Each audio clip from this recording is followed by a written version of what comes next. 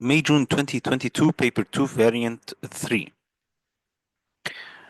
Question 1 is cancelled because the micrometer screw gauge has been removed. Question 2, a man stands next to a railway track. The train traveling at 40 meters per second takes 2 seconds to pass the man. What is the length? Basically, we need to find the distance, so distance equals speed times time. 40 times 2, which is 80 meters. A skydiver jumps from an airplane and falls towards the earth. Which statement is correct? When she has reached the terminal velocity. Terminal velocity means that she's moving with a constant speed. Yes, C. On the moon, all objects fall with the same acceleration. Which statement explains this? On the moon, all objects have the same weight. It's wrong. On the moon has a smaller gravitational field strength than Earth. This is right, but it's not the right answer. It's not the explanation why all objects fall with the same acceleration. It is true as a statement. It is a true statement, but it does not explain why they fall with the same acceleration. So it's the wrong answer for this question. The weight of an object is directly proportional to its mass. Is this the correct answer? Let's see.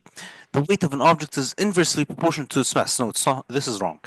Is the weight of an object directly proportional to its mass? Yes, it is. Weight is directly proportional to its mass. So what does this have to do with the same acceleration, which is g? We know that weight equals mg, so g equals weight over mass, right? And this is true. And the g, 9.8, for example, on Earth or 1.6 on the moon, it would remain constant for any mass with any weight, with its weight. So for any mass and any weight, you'd have this same exact ratio. A measuring cylinder contains 30 centimeters of a liquid. Some more of the liquid is added until the liquid level reaches 50 centimeters cubed. The reading increases by 30 grams. What is the density? Density equals mass over volume. Density equals mass over volume. The mass of the liquid added is 30 grams. And the volume of the added liquid, not of the total liquid, of the added liquid is what is 50 minus 30. Okay? The final volume minus the initial volume. 30 over 20 is 1.5 grams per centimeters cubed. A box of mass 4 kilograms is pulled along a horizontal floor, okay, with a constant force of F. The friction force is 2 newtons. The speed of the box increases from 0.5 to 2.5 in 2 seconds. What is the value of F? Well, when the speed increases from 0.5 to 2.5 in 2 seconds, can I find the acceleration? Yes, I can find the acceleration, which is 2.5 minus 0.5 divided by 2. So 2 over 2, which is 1. So the acceleration is 1 meter per second squared. You have the acceleration, right? Force equals mass times acceleration, right? Force equals mass times acceleration. So 4 times 1 is 4 newtons. So should I choose 4? No, you cannot choose 4. Why can't I choose 4? Because 4 is the resultant force. F is the resultant force. What is the resultant force? F equals driving force minus the resisting force. F is the resultant force. He wants to find F, which is the driving force. He actually wants to find the driving force. Why? Because you have a resisting force. You have a resisting force due to the friction. So can I find the driving force? Yes, I can find the driving force, which would be equal to F plus R, or basically 4 plus 2, 6 newtons. Okay? A beam is pivoted at one end. Okay, you have the beam. The weight of the beam is 6 newtons, 40 centimeters from the pivot. A force of 4 newtons is applied, causing it to balance horizontally. In which direction and where should the 4 newton force be applied? If this is a 4 newton force and you want to balance this beam, how can I balance the beam? Basically, the 4 newton force needs to be upwards, right? If you have a downward force, then you need an upward force. So A and B are wrong, first of all. Second of all, the 4 Newton force needs to have a longer distance. Why does it need to have a longer distance? Because as you decrease the force, you would need to increase the distance. So the 4 Newton force should be somewhere at this point. For example, this is the 4 Newton force at a distance longer than 40. At a distance longer than 40. So vertically upwards, 20 centimeters to the left or to the right of x, to the right of x. Can I solve it? Yes, I can solve it numerically by saying force times perpendicular distance would be equal to force times perpendicular distance. Basically, if I say 6 times 40, this should be equal to 4 times the perpendicular distance. 6 times 40 is 240 divided by 4. Okay, when you divide by 4, so the distance would be equal to 60 centimeters. This whole distance should be equal to 60 centimeters, meaning that or to find this distance, it would be 20, 60 minus 40, right? 60 minus 40 would be equal to 20 centimeters to the right of x. Okay? We have two vectors. We have two vectors, wx and wz. What is the resultant of these vectors? The resultant would be how can I find the resultant? The resultant would be somewhere in the middle between them, right? In the middle between them. So basically it's from W to Y. Why? Because you have both forces are acting to the right. So the resultant force has to act to the right. And one of the forces is acting somewhat upwards, so both forces would act upwards. Again, this question is not 100% cancelled. It's not 100% cancelled, but the drawing itself, or being asked to draw the same exact parallelogram, we say, or the head to tail method, it's kind of cancelled, or you're not required to draw it. Which equation for impulse is correct? Impulse equals force times time. Impulse equals force times time. You cannot say mv minus mu times time. No, this is wrong. A ball of mass 0.16 kilograms is moving forwards at a speed of 0.5 meters per second. A second ball of 0.1 kilograms is stationary. The first ball strikes the second ball. The second ball moves forward at a speed of 0.5 meters per second. The second ball moves forward at a speed of 0.5 meters per second. What is the speed of the first ball after the collision? Can I find the speed of the first ball? Yes. M1 U1 plus M2 U2 would be equal to M1 V1 plus M2 V2. M2 U2 is 0 because the second ball is at rest. The first ball would be 0.16 times 0.5. M1, this is 0.16 times V1 plus M2 V2, which is 0.1 times the second ball, which is 0.4. 0.5. Okay, so 0.16 times 0.5 is 0.08. This is equal to 0.16 V1 plus 0.05. Subtract minus 0.05, so 0.16 V1 would be equal to 0.03. When you divide 0.03 by 0.16, okay, 0.03 divided by 0.16, this would give you a velocity of 0.19 meters per second. And since everything is in the same direction, so we do not need to use or to change any of the signs. In which form of energy stored by stretching a spring? Stretching a spring would be by the elastic potential energy. A car moves along a horizontal road. Its initial kinetic energy is 280 kilojoules. A constant resistive force of 200 newtons acts on the car. No other horizontal force acts on the car. What is the kinetic energy of the car after it has traveled a distance of 300 meters? 300 meters. If you have a force and you have a distance, then you can find the work done by this resistive force. Work done is equal to force times distance, basically 200 times 300, which is, okay, 60,000, right? 60,000 joules of energy. To find the resultant, or to find the remaining amount of energy, you'd need to say 280 kilojoules, which is 280,000 minus 60,000, giving you 220,000 or 220 kilojoules. On what does the pressure at X depend? It depends on the depth below the surface. Depth, definitely, and the density of the water. Density of the water isn't an option. Why do the gas particles exert the pressure on the wall? Why do they exert the pressure on the wall? Due to them hitting the wall and changing their momentum. Hit the wall, their momentum changes, which causes a force. Yes. Kinetic energy does not increase. Kinetic energy does not increase. Yes. A gas in a container is cooled, but the volume does not change. The volume is constant, which row describes the changes in the pressure and the kinetic energy. So, as the volume is constant, what happens to the pressure?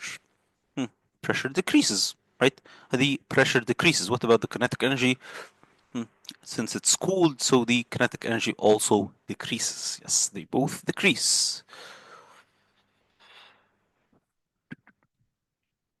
Hmm.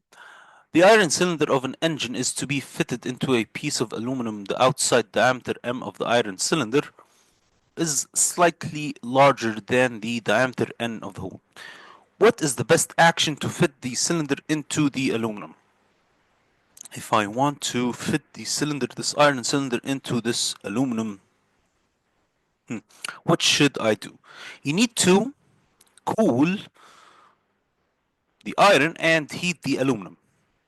We need to cool the iron and heat the aluminum. Why should I cool the iron? So that it would contract, so that the diameter would shrink, right? Diameter would decrease. What about heating the aluminum? The diameter would increase. So heat, cool the aluminum, no, heat the aluminum and cool the iron. Yes, C. Four metal blocks, okay, at a temperature 200 degrees Celsius are left to cool down to the same temperature. The table gives the mass of each block and the energy it transfers to the surrounding as it cools. Which two blocks are made of the same metal? Which two blocks are made of the same metal? Can I use, for example, E equals mc delta T? Can I use this equation? E equals mc delta T. Can I rearrange the equation to find the specific heat capacity? Yes, C would be equal to E over m delta T. You'd say the initial temperature was 200 degrees Celsius. What is the final temperature? Whatever final temperature. You can use whatever final, even if you want the final temperature to be zero, whatever. I know it should be, for example, 20 or 25, depending on the room temperature. Even if, again, even if you want to take the delta temperature as 200, it's okay. Okay, it's the same. So the energy divided by the mass and the delta temperature would give us C. Whenever, if we find two C's, two specific heat capacities that are equal, then we're talking about the same method. Yes. So let's go on. E for the first one. Let's write it down over here. Okay. So 16,200 divided by the mass, which is 100 times 200. What is 16,200 divided by 100 times 200? This will give you 0.81. 0.81. Then the second one, again, 16,200 divided by, which is quite obviously not the same, right? It is not the same because you divide 150 times 200, giving you, this would be 0.54. Okay, 0.54. So this is number one, this is number two. What about number three? It would be 3,204, 32,400 divided by 200 times 200. I guess this would be an even smaller number. 32,400 divided by 200 multiplied by 200. This is 0.81, right? 0.81, which is the same, right? So 1 and 3 are the same. 1 and 3 are most definitely the same. A glass contains an iced drink on a warm day, a humid day. What is the name of the effect by which the water forms? It is by condensation. One end of a copper bar is heated to a high temperature. Which mechanism is responsible for the thermal energy, conduction, and free moving electrons? Right? Conduction, lattice vibration only? No, lattice vibration and electrons. Yes. An object emits infrared radiation. Which two properties of the object determine the rate of radiation? Determine the rate of radiation. The density. Does density have to do with radiation? No. The mass? Again, no. Surface area and the temperature. Yes, the surface area and the temperature. Density and the mass have nothing to do with the emission of the radiation. The amplitude of this wave is 1 and the wavelength is 8. 1 and 8. The wavelength of a beam of X-rays is 5.4. What is the frequency? So frequency would be equal to speed over wavelength. 3 times 10 to the power of 8 divided by 5.4 times 10 to the negative 10, giving you a frequency, a rather high frequency of 5.6 times 10 to the power of 17. A ray of light passes from air through glass and then back to air. Which two angles are equal to each other? Which two angles are equal to each other? So you have the angle of incidence from air to glass, and then the angle of refraction. Then you have the angle of incidence from glass to air, and then the angle of refraction. Which two angles would be equal to each other? You have the angle of incidence outside and the angle of refraction outside, or the angle of refraction inside with the angle of incidence inside. The angle of incidence at boundary 1 and the angle of incidence at boundary 2. No, they are not equal. Okay, they are not equal. Incidence and boundary 1, refraction and boundary 1. Incidence and refraction are not equal. Incidence at 1, refraction at 2. Incidence at 1, refraction at 2. Yes, they are equal. Yes, they are equal. So it's C. 24. A plane mirror is fixed on a vertical wall. A boy looks at the image. Which statement describes the image? Real and is it real? No. Virtual and upright. The speed of light is 3 times 10 to the power of 8. Critical angle. What is the speed inside the plastic material? So if you have the critical angle, you can find the refractive index 1 over sine C, 1 over sine 37. What is 1 over sine 37? This is 1.66. 1.66. To find the speed in the medium, it would be equal to the speed in the air divided by the refractive index. 3 times 10 to the power of 8 divided by 1.66. 3 times 10 to the power of 8 divided by 1.66. 1.8 times 10 to the power of 8 meters per second. A resistor and the battery are connected in series. The value of the resistor is 20. The potential difference of the battery is 4. What is the current? I equals V over R. V over R. So basically 4 over 20. 4 over 20 is 0.2 amps. Which statement correctly compares radio waves and X-rays? Radio waves and X-rays. Radio have longer wavelength and the greater speed. Same speed. Longer wavelength and the same speed. Attempts to make a permanent magnet. Cancelled. Okay, permanent magnet is cancelled.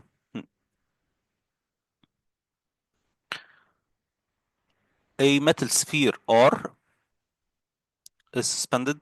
Okay, another sphere S is brought close to R. Which charged state of R accounts for the behavior of this diagram? Why is R attracted? Why is R attracted? It could be positive, but positive only would be the wrong answer. Why would positive only be the wrong answer?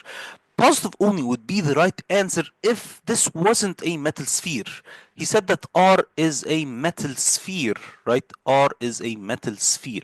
So if R is a metal sphere, it would be attracted to any charged material around it, like this charged sphere, for example, this negatively charged sphere.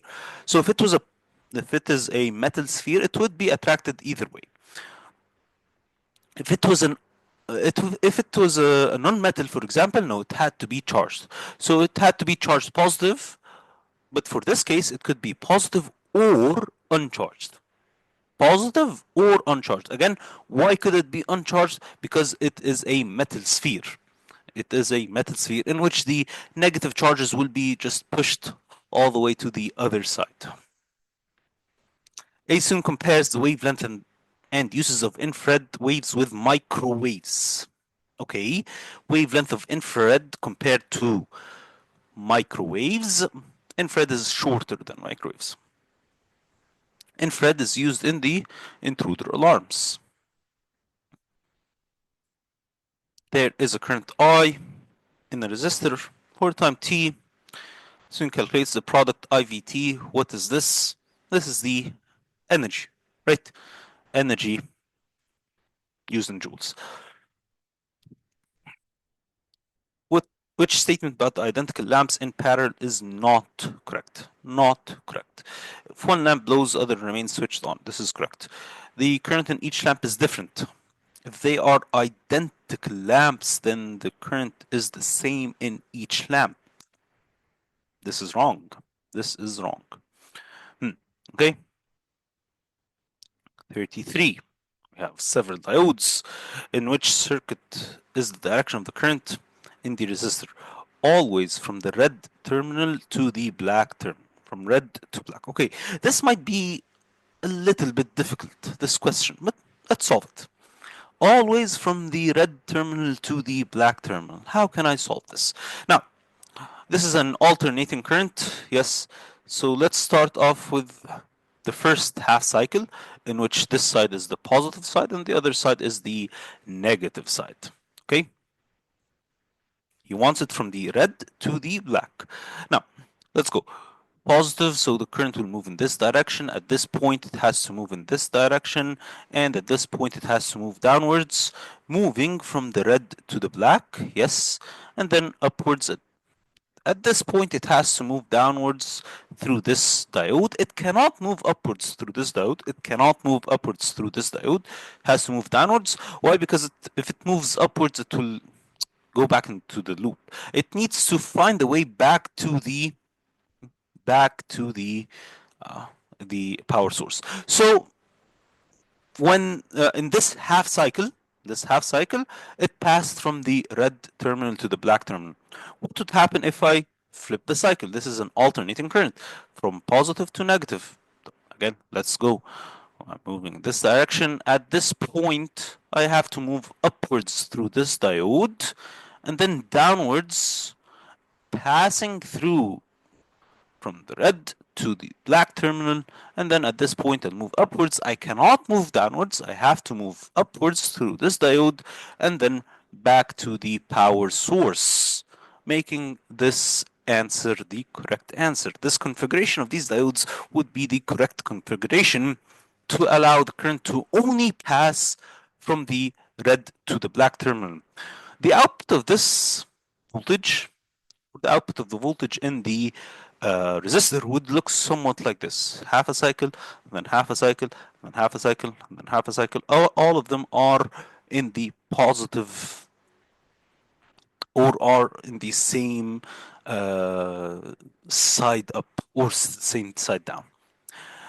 If you want to, you can go on and try to solve these other diodes. You'd find that all of them are wrong. I think C and D wouldn't even pass the current, and I think that B would pass it from the black to the red terminal, which is wrong. We want it to pass. If we want to do it quite quickly, let's say that this is the positive and negative, so it passes from this point and then to this one, and from the black to the red, which is wrong. That's why B is wrong. If I say, let's see C, at this point passes through this one and then through this one, at this intersection, it has two paths, which is wrong. You cannot have two paths for the current. It could go this way and it could go this way. So this would be definitely wrong. Okay, it would be most definitely wrong. C, and for D it would be the same, because you'd have the positive and the negative. At this point you pass through this diode, and at this point, you'd have two ways for the current to pass, which would be again wrong. 34 is cancelled. 35, a wire XY is connected to a resistor.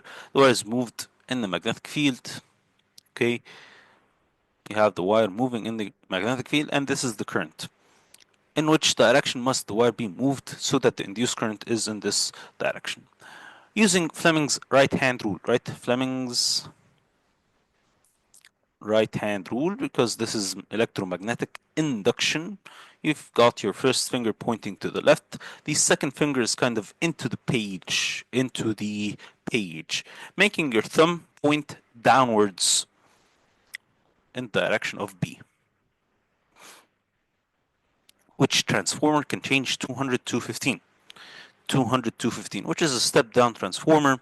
All of them are step-down transformers. We need them to have the same ratio of 240 over 15, because you can use the equation Vp over Vs would be equal to Np over Ns. So what's 240 divided by 15? 240 divided by 15 is 16. You need one of these transformers to have an output, or to have a ratio, the same ratio of 16. 800 over 40, it's 20. So this is wrong. 1000 over 25, which is 20, right? 40, I mean, sorry. This is 1000 over 25, it's 40. So this is wrong. 2400 divided by 15. This is 160. 1400 divided by 15. This is 160. 10 times what we need. So the only answer is D. 1200 divided by 75 is 16.